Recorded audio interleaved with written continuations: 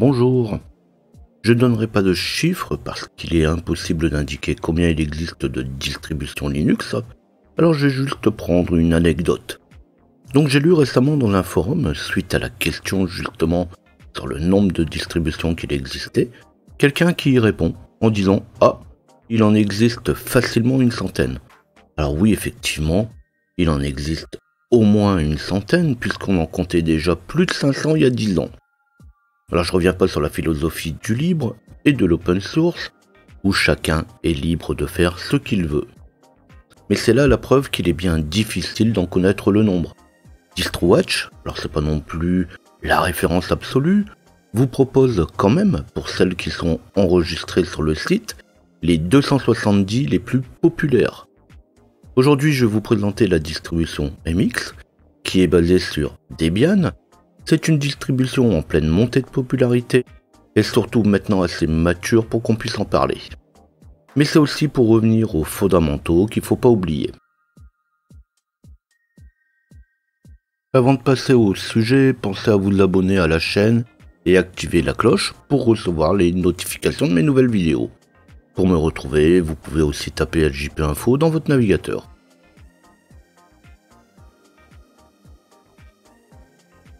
Comme j'ai pu en parler assez souvent, on va trouver principalement deux types de distributions. Celle basée sur Debian et celle basée sur Red Hat. Alors il y en a quand même une troisième qui se détache maintenant, ce sont celles dites Arch Linux. Alors pareil, je rentre pas dans le détail, mais ceux qui ne la connaissent pas encore, il est temps d'aller jeter un œil de ce côté. Ici je vais pas en parler, on verra ça prochainement avec une autre distribution qui pointe aussi son nez. Alors MX est basé Debian. Ici, je parle de la version 19, mais il faut savoir que la version 21 est déjà sortie. Elle est sortie, mais elle n'est pas encore donnée comme version stable. Alors, je ne vais pas montrer où et comment la télécharger. C'est sur mxlinux.org que ça va se passer, et de ce côté-là, rien de particulier à en dire. Si on va dans Download, on va trouver qu'il y a plusieurs solutions. Moi, j'ai téléchargé la version KDE. Ceux qui suivent mes vidéos savent que j'ai un penchant pour le bureau KDE. Je le redirai après, mais avec la puissance des machines maintenant, on peut se faire plaisir avec des bureaux un peu plus sophistiqués. Alors une fois installé KDE ou autre chose, comme GNOME par exemple ou LXDE, c'est principalement une question de bureau. Les applications disponibles restent quand même les mêmes. Alors il faut savoir aussi qu'il existe une version 32 bits pour les systèmes un peu moins récents, et à l'inverse il existe aussi une version AHS, Advanced Hardware Support, donc pour le matériel qui est beaucoup plus récent.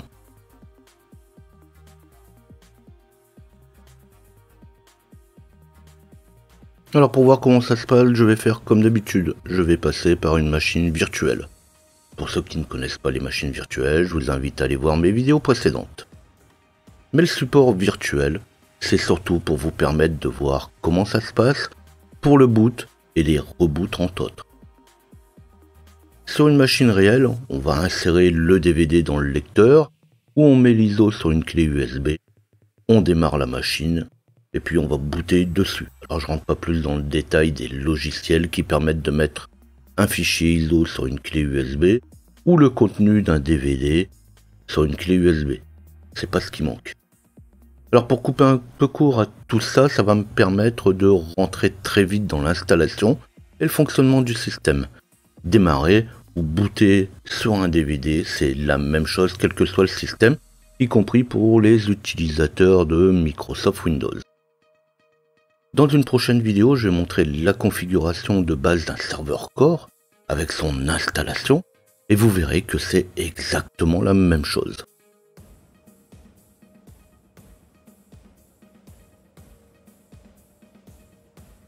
Ceci dit, j'ai déjà préparé ma machine, j'ai inséré le DVD dans le lecteur, j'ai réglé la machine pour démarrer sur le DVD, un petit disque dur, ou un peu d'espace disque disponible sur l'indisque, ça suffit largement. Pas besoin de beaucoup de RAM, c'est du Linux, 2 ou 4 Go seront largement suffisants. Alors une fois qu'elle va être démarrée, quand on va se retrouver sur l'écran de démarrage de la machine, rien de spécifique. on peut très bien la laisser démarrer tout seul. Bon, quand même, avant de démarrer, je vais passer la langue en français, mais même sinon, pas de questions à se poser. Comme beaucoup de distributions, maintenant, le système est en live, donc quand il sera démarré, vous aurez tout le loisir de l'essayer, tester les différents programmes qui sont présents sur le DVD. Alors pas de crainte, il s'exécute directement depuis le DVD et dans la mémoire du système. Alors même si vous essayez ça sur votre machine réelle, jusque-là, il n'y a pas de questions à se poser. Les installations, les configurations, la gestion des disques, vous retrouverez tout ça dans mes vidéos précédentes. Je le répète, ici on découvre une distribution spécifique, on ne découvre pas comment faire une machine virtuelle ou installer un pôle de travail. Windows, Linux, de toute façon tous les systèmes fonctionnent de la même manière. Il faudra trouver de la place, formater, installer, redémarrer le système. Si le système ne vous plaît pas, tant qu'il n'est pas installé, donc tant qu'on l'utilise directement sur le DVD, on redémarre juste la machine et on reprend le fonctionnement comme on utilisait la machine précédemment. Lorsqu'il est installé, si c'est un dual boot, eh bien tout simplement on répare avec le CD de Windows et on supprime la partition avec MX. Si c'est du Linux, on boot sur l'ancien système, on supprime la partition avec MX qui est dessus et tout simplement on fait une réparation du code. Alors, vous avez aussi tout ça dans mes vidéos précédentes.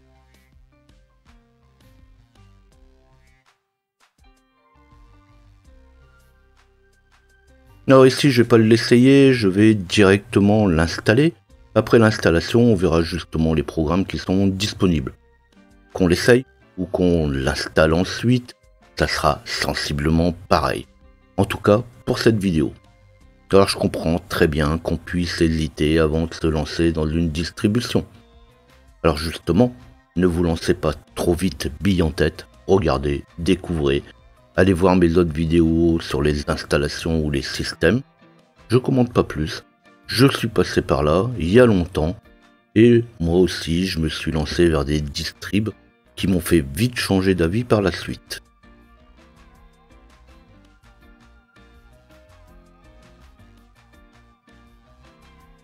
Alors pour ceux qui ne connaissent pas du tout, ceux qui découvrent un peu Linux au passage, en version live ou installée, vous pouvez cliquer un peu partout. Dans le pire des cas, vous réinstallerez tout simplement s'il a été installé. Si c'est un DVD en live, ça risque encore moins. Il suffit juste de redémarrer la machine et de relancer et recommencer. Quand vous avez fait le tour ou si vous vous lancez directement, eh bien on va trouver une icône installation. L'icône installation sera derrière la fenêtre d'accueil, donc on ferme la fenêtre et c'est parti. Comme sur Linux en général, un clic suffit, et bien on va cliquer simplement sur l'application d'installation.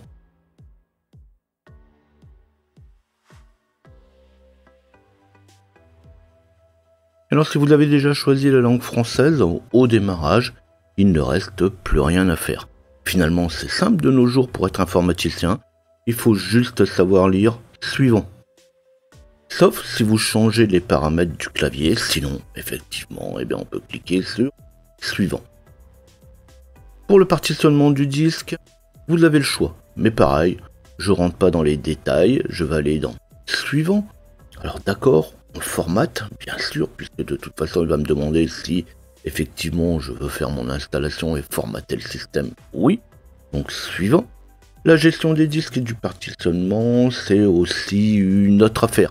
J'en parle pas ici, je l'ai déjà fait dans d'autres vidéos, donc il suffit de consulter les différentes vidéos et vous verrez que j'ai déjà parlé du partitionnement pour Linux, le partitionnement pour Microsoft, comment récupérer de l'espace. Puis, il va nous demander si on installe Grub. Alors, comment on l'installe ? Vous trouverez aussi ça dans mes vidéos. J'ai fait quelques vidéos sur Grub, mais bien sûr, on va installer Grub. Alors, on ne l'installe pas juste sur certains serveurs et pour des cas particuliers. Donc là, pour une machine classique, bien sûr qu'on va l'installer. Alors bien sûr, là maintenant on a le temps de répondre à la question. En fait, le système a déjà commencé à s'installer. On peut alors prendre maintenant 5 minutes pour réfléchir. Il faudra certainement environ 5 minutes pour installer le système. De toute façon, on lui a dit oui pour le formatage et l'installation. Et tout simplement, Grub s'installe une fois que tout le système est déjà installé, s'installe à toute fin de l'installation.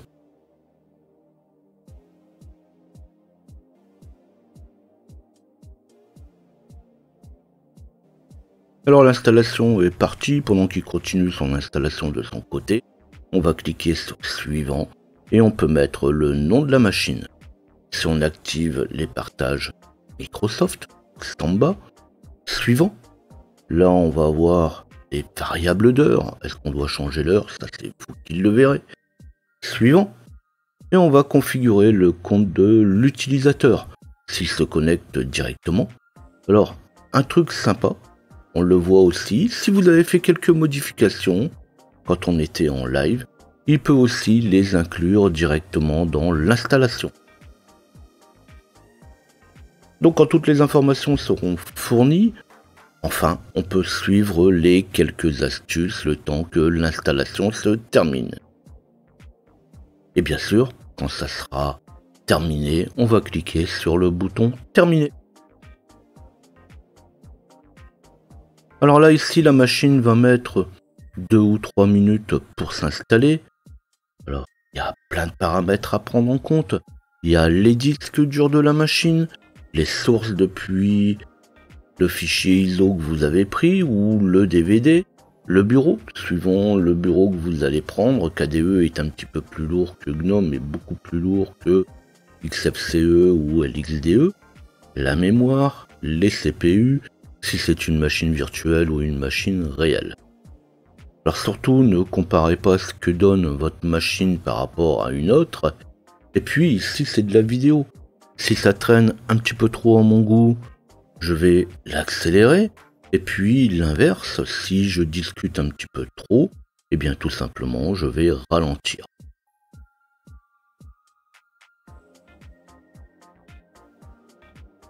Alors c'est peut-être un paramètre que vous n'aurez pas lu, mais qui est défini en passant. Donc on définit effectivement si la machine va redémarrer toute seule à la fin. Donc pour moi, la machine va redémarrer d'elle-même une fois qu'elle sera installée. Alors bien sûr, pour pouvoir la redémarrer, il faudra quand même retirer le DVD. Alors pour le cas d'une VM, il n'y a rien à faire, je vais juste cliquer sur Entrée. Maintenant pour vous, vous retirez tout simplement le DVD. Après si vous attendez un petit peu trop longtemps, de toute façon, il va rebooter tout seul.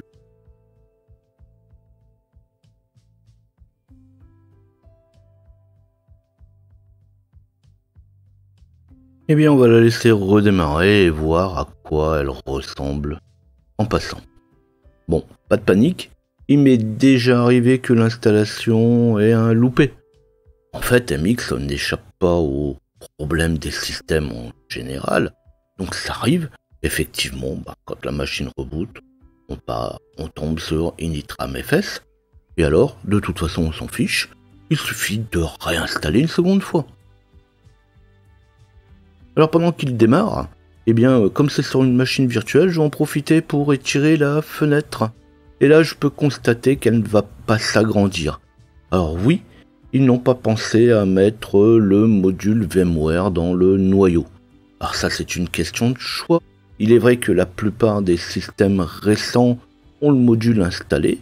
Mais après, est-ce qu'il est bien utile d'installer le module, puisque de toute façon MX est quand même un système qui s'adresse plus pour monsieur tout le monde, pour un emploi de bureau. Effectivement, elle a plus tendance à être installée directement sur une machine.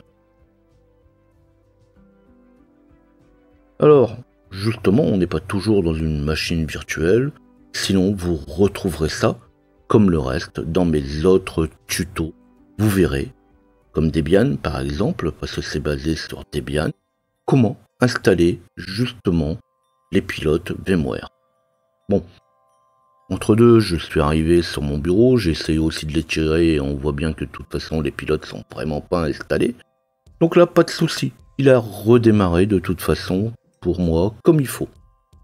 Donc je vais fermer la fenêtre d'accueil et on va pouvoir commencer à faire le tour du système.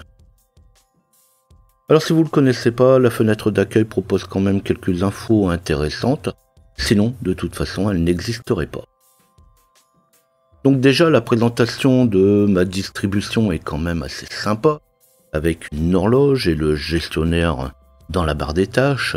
Si on amène la souris dessus, on va voir l'utilisation du CPU, de la mémoire, du swap.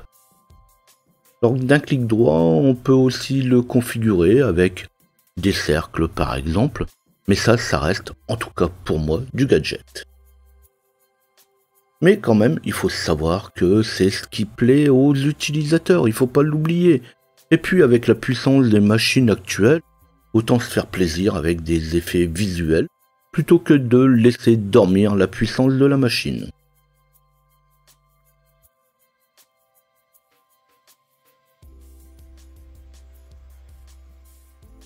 Mais c'est maintenant, quand on va faire le tour du menu, que ça va devenir intéressant.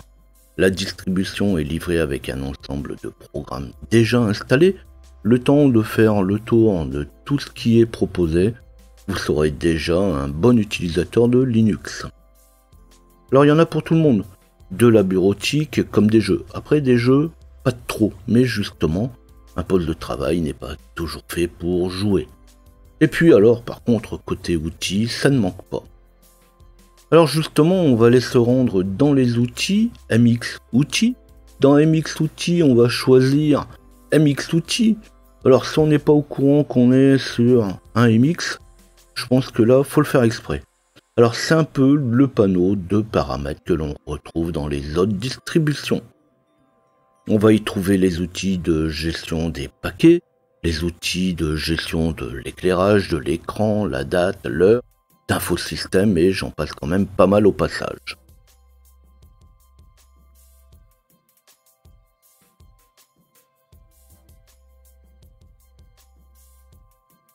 Alors on pourrait voir les différents paramètres.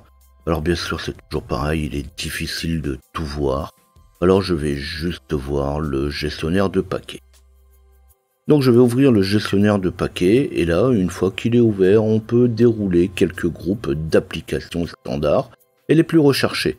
Donc ça c'est quand même quelque chose qui est bien pratique quand on sait tout ce qu'il y a de disponible, on va le voir justement après. Donc ça peut être quand même intéressant de ne pas avoir à chercher et de tomber directement sur les applications les plus utilisées. Par contre, si on passe dans dépôt stable, alors pour chaque dépôt, il faudra quand même attendre un petit peu que le téléchargement de la liste des paquets se fasse. Alors ça peut être plus ou moins long, ça dépend de pas mal de choses. Ceux qui ont l'habitude comprendront aisément. Alors on a la cause, c'est pas un petit peu comme toutes les distributions, il y a pas loin de 60 000 paquets. Ensuite, je peux passer au dépôt MX. Donc là, pareil, il faudra aussi attendre un petit peu le téléchargement de la liste des paquets. Bon, là, il y en a un petit peu moins. C'est normal, puisque on est sur les paquets spécifiques à la MX. Puis, on va passer sur le dépôt Debian. Alors, encore pareil, on attend le téléchargement de la liste des paquets. Alors ici, il s'agit des paquets qui pourront servir pour repartir vers Debian. Donc on est de MX et on pourrait très bien vouloir repartir vers la présentation Debian. En gros, pour transformer votre MX en Debian. Alors je vois pas forcément l'intérêt, mais bon, les paquets sont les mêmes, les programmes aussi.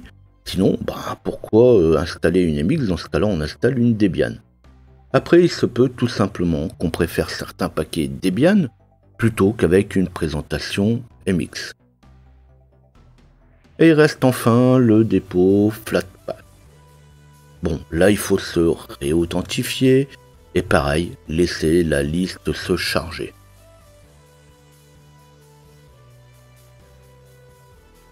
Bon, là il y a encore moins de paquets, je vous laisse faire le tour. Alors il reste un dernier onglet, on va le voir après, parce que c'est l'onglet d'installation des paquets. Du coup, je vais même pas y passer, puisque de toute façon, on va installer un programme quand même au passage, et on verra ce qu'il y a dedans.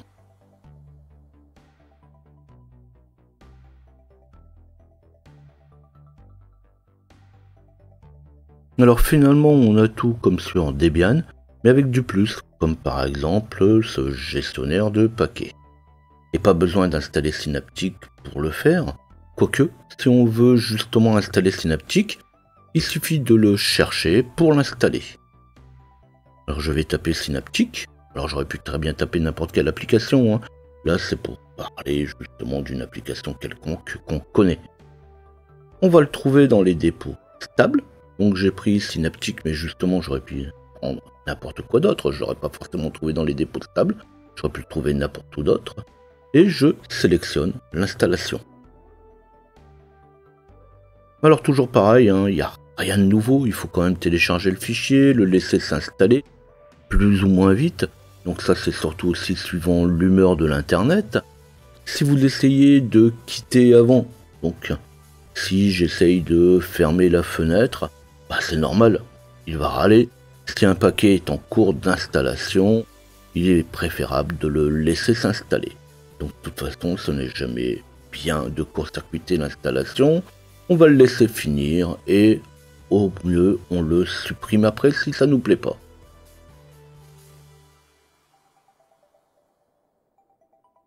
Et justement, une fois que Synaptic est installé, il y a un message qui va nous avertir. Donc je peux donc fermer. Je vais fermer les outils MX. Alors je vais pas les faire un par un tous ces outils. De toute façon, on voit bien qu'il y a largement le choix. Il faut être curieux, essayer. Dans le pire des cas, on réinstalle le système, c'est ce que j'ai dit tout à l'heure. Alors Synaptic, maintenant qu'il est installé, je vais le retrouver dans Système. Alors encore une fois, je ne le lance pas. C'est comme dans Debian. De toute façon, l'outil reste le même. Les paquets sont portés de distribution en distribution.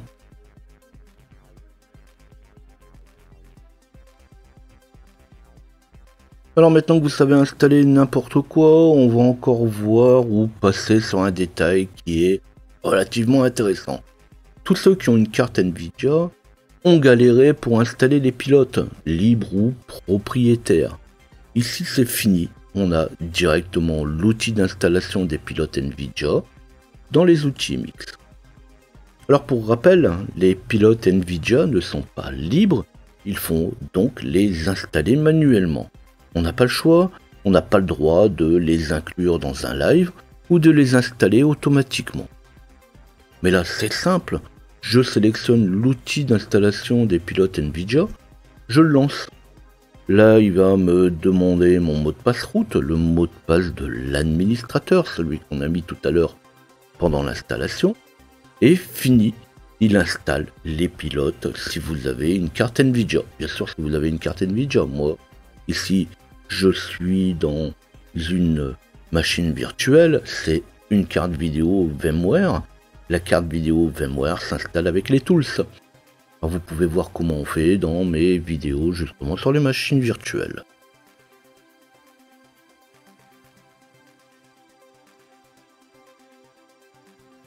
Bon, je vais pas aller plus loin dans le système. C'est du Linux. Il faut mettre les mains dedans. Même si ça fait 30 ans que vous faites du Linux. Bon, 30 ans c'est pas possible. Ça n'existait pas. C'était encore en phase de projet. Donc si ça fait 20 ans que vous faites du Linux, eh bien, n'oubliez pas les fondamentaux. Il faut continuer d'installer, configurer, paramétrer, exécuter. Bon, qu'est-ce que vous en pensez? Plaisant quand même, hein, comme système, facile d'emploi. En 2 mots, il a tout pour plaire. On sait maintenant pourquoi ça monte tout doucement. Alors justement, si la vidéo vous a plu, vous n'oubliez pas de liker. Laissez-moi vos commentaires, laissez-moi vos questions, j'y répondrai. Et on le dit à bientôt.